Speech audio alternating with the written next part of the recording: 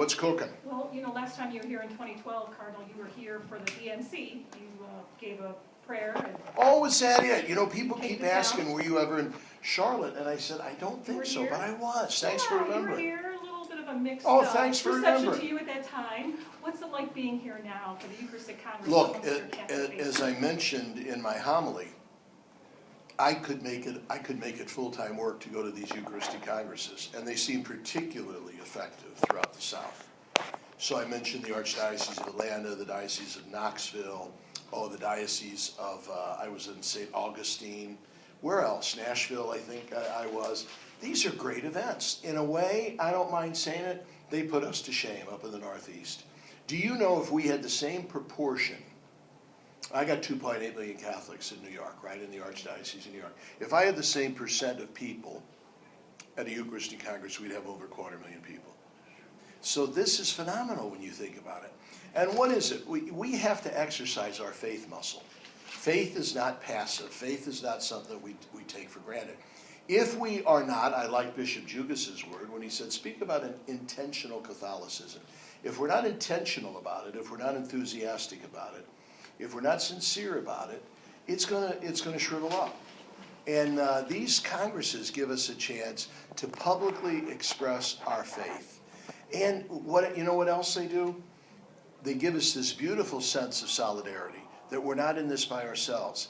You hear so many people say, every day I go to Mass, or every day I go to work, every day I go to school, and I look around and I think, uh-oh, am I the only one who believes? Am I the only one who prays? Am I the only one who tries to live the 10 Commandments and the 8 Beatitudes? Am I the only one that tries to go to church on Sunday? Now, I hear that's not as much of a problem down here in the South because you still have a beautifully cohesive Christian culture. In other parts of the world, it is. It's really countercultural. You're swimming against the stream to publicly profess your faith. Boy, when you see these Eucharistic Congresses, it's not that we're bragging. It's just that we need the help, first of all, of Jesus, and secondly, of one another. And this is a practical way to do it. So I love it. Right. Yeah. I was in charge of the weather, too, and it was nice, cool breezes, right? Yes. Well, you're talking about being able to publicly display our faith with the Holy Father's visit coming up for the World Meeting of Families. You've recently blogged about that, saying that we learn many virtues in our family. We learn to love. Let's hope his visit will help restore the vitality and the cohesion of family life. So how can we, as a majority of Catholics, growing majority of Catholics, especially here in the South, how can we encourage our elected officials who identify themselves as Catholic but consistently vote or promote crimes against the dignity of the human person in the U.S.? How do you think Pope Francis will be able to convert the hearts of those Catholics and people who consider themselves to be people of goodwill, who support abortion, euthanasia, and same-sex marriage, which are clearly against God's moral? My answer won't be as long as her question. So the Pope's coming, how's he going to convert hearts is the basic question there. Well, first of all, I'm glad you mentioned marriage and family, because that really is the reason he's coming. Remember, the real reason he's coming, I hate to say it, it's not to go to New York, it's not even to go to D.C., it's to go to Philadelphia for the World Meeting of Families. That was even Pope Benedict had accepted that invitation. So it's good that you emphasize marriage and family. But secondly, what do we got? We have the problem that's as old as the Garden of Eden. Of what? Free will. So there you've got God revealing the truth. You've got God telling us about himself and about ourselves and about the way we should act consonant with our dignity as his children. So that you've got the beauty of that truth. You've got the magnificence of that revelation. You've got the radiance of that invitation. But then he also said, by the way, I'm not forcing you to do anything because all I want is your love, and love can never be coerced. So I'm also giving you the gift of free will. So this is the great wrestling match that each of us go through individually. It's the great wrestling match all of us go through historically and in our own societies and cultures. Are we going to listen to God? Or are we going to listen to ourselves? Are we going to listen to the better angels of human nature? Or are we going to listen to our dark, unredeemed side? Now, you just mentioned some of the ways that, sadly and tragically, we tend to listen to the dark, unredeemed side, particularly when it comes to the dignity of the human person and the sacredness of human life. When we treat immigrants and refugees as throwaway, which Pope Francis has talked about, when we treat the innocent baby in the womb as something to be thrown away for the sake of our convenience, when we speak of our elders who may be suffering and who may not be as strong as they used to be, as someone to be disposed of, that's trouble. Those are the wrong choices. What does the church do? All we can do is two ways. First of all, by our preaching the truth, and secondly, by the power of our example. Now, we got a great illustration of that in Pope Francis. So he speaks the truth, but he doesn't stop there. He walks the talk, doesn't he? He talks the truth and he walks the talk. So now look, what did he do the other day? He kind of gave a ringing call, like the Old Testament, like the prophets of Israel would have done, a ringing call to the European governments and indeed the whole world to open their doors to these people suffering, the refugees and the immigrants. And then he did something that at first almost says, well, that's a drop in the bucket. He said, and by the way, I want to take 2 families here in the Vatican. Might be a drop in the bucket, but if everybody does a drop in the bucket, it's overflowing, right? So what he's saying is, if we each do our little part, bingo, we're gonna put a dent into this crisis. So he not only does it by the power of his word, he does it by the power of action. And I think that's what we're gonna see. What did he tell me to do? Or not he would tell me to do. What did he say he'd like to see in New York? He said, well, I want to pray in your cathedral. I want to have mass with my people. But you know what? I'd love to pray with the beautiful diversity of religious belief that you have in New York. He said, the world needs this example of religious friendship and cooperation and freedom. So please, can I pray with all my other people of every faith, not just Catholics? Number 2, I'd love to visit an inner city Catholic school where you really serve children in one of the most effective ways to raise children out of poverty. And 3, I'd like to meet with some of the undocumented immigrants and see what you as a church are doing. So we're going to do that too. So he wants to pray with us and preach to us, but he also wants to visit where that faith is in action. So it's going to be a good trip. Yeah, Cardinal, please. See you, Treese. Take care. Good to Save see me you. a hot dog. From your insider's perspective, what do you think the overall messages will be from the Pope to his American flock, but also to the Congress and to the United Nations?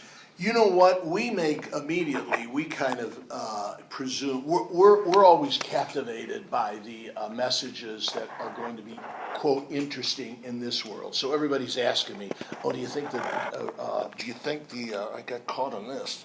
Do you think the Republicans are going to bristle? Do you think the Democrats are going to be upset? What do you think what do you think he's going to say about the economy? Oh, is he going to make anything about the budget? Oh, I wonder if he's going to say anything about abortion or the defense of marriage or the immigrant. I reckon he's going to say something about all that, but that's only going to be a little bit. We know what he's going to say. Remember when Fulton Sheen, Archbishop Sheen, won the Emmy, and he beat Milton Berle, and Milton Berle said, Archbishop Sheen, well, who are your writers? And he said, I got great writers, Matthew, Mark, Luke, and John, the evangelists. The script's written. We know what Pope Francis is going to say. He's going to say the gospel.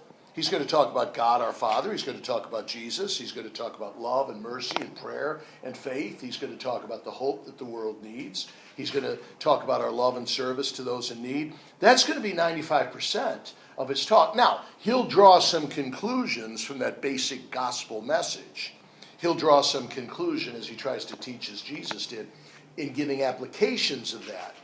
But in general, the message that we're kind of captivated by, kind of a worldly, political, maybe a soundbite message, he'll have some of that, but that's not going to be the main part of his message. He's going to talk about what the Bible says. He's going to talk about what God has revealed. He's going to talk about what Jesus said. Some Catholics in the United States have said that they would like to see the American bishops talk, to be on the same page with the Pope. They feel like the American Catholic bishops are still focused on same-sex marriage, contraception, and other issues, where the Pope is talking about climate change and the poor. How do you answer those people that there's a disconnect between the American bishops? I don't think there is. I mean, I've had a pretty box seat in what the American bishops have done, and I'd say if you look now, I would say I'm grateful for your interest in the church. Most of the time, the press, and I'm not faulting you on this because this is what you're interested in.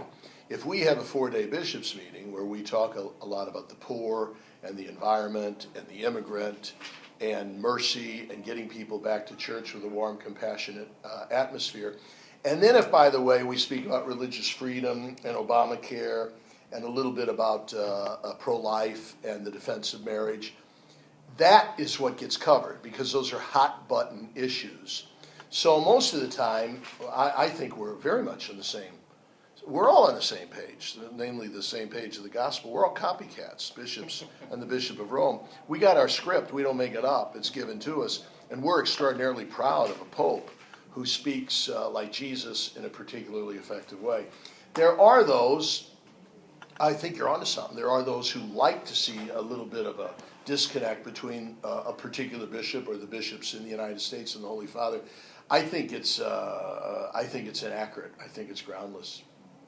What do you hope that the Francis effect will be once he comes and visits our country and sees our beautiful people? Well, it's interesting that folks who have been around a lot longer than me and have been veterans of observing other papal visits to the United States, because how many have there been? Well, you had Blessed Paul VI in 1965 to New York, right? You had St. John Paul II in 1979, 1985, and 1979, 1987, and 1995. You had Benedict XVI in 2008, and now we got Francis. The veterans of all those trips will speak about an effect afterwards. Kind of anecdotal, but there seems, more often than not, what our gut tells us is accurate, especially when you got one like me.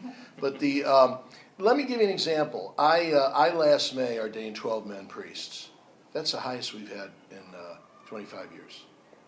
And when I was wondering why, my predecessor, Cardinal Egan, who's now gone to the Lord, said, these guys entered after Benedict visited in 2008. They entered the seminary 6 years ago. This is the Benedict effect. So the visit of a pope can spark a renewal. Something like this can spark a renewal, these Eucharistic Congresses. I had a number of people come up to me today and say, 3 years ago I returned to the faith because of this. But the visit of a Holy Father could really be a biggie. This guy already seems to be doing it. I mean, I can't walk down the streets of New York without people saying, from the street person to the parking garage attendant to the guy wrapping my pizza to the bartender who's saying, boy, we love this Pope. And for the first time, I've started to kind of re-listen to what the Church says. Wow, to use a Catholic word, bingo, that's working. So thank God. I'm trying to figure it out myself because I think we got an extraordinarily sophisticated group of people. Our Catholic people and people in general are very sophisticated. They're very learned. And they have great radar to detect if a man is authentic or not. They know if a guy's just going through the motions, or if they know if somebody's extraordinarily sincere. Remember what they said about Jesus? The people just shook their heads and said, "This man speaks with authority. We're not used to this." That's what they're saying about Francis. See, you know where I live, Madison Avenue. That's the PR capital of the world, and I have all the. Every day I meet these PR people who say, "Psst, who's Pope Francis's PR agent? She's really doing a good job." And we'd like some tips. They say, he doesn't have a PR agent. He is who he is. There's a remarkable simplicity and sincerity. A simplicity and sincerity which connects with people. And they can see that. And it's almost, I try to figure it out because I want to copy it. Darn it, if something's working, you want to do it. It's almost like the more he tries not to be popular, the more popular he is. It's almost like the more that he tries to de-emphasize the trappings of the papal audience, the more he becomes the center of attention. I figure he must be kind of frustrated because he said, "Oh my gosh, I'm trying to be with the people. I'm trying to be nobody special." Well, he's the most elevated person in the world today to whom people listen. So I think what I'm trying to say is that his own lack of an overt marketing strategy, which he would never have, is winsome. People just says, "Well, this guy, he is who he is. We like him. He speaks from the heart." Do you think, though, his message that to reach out to people that haven't felt as welcome, like divorced Catholics and others, yeah, is that resonating? That is indeed.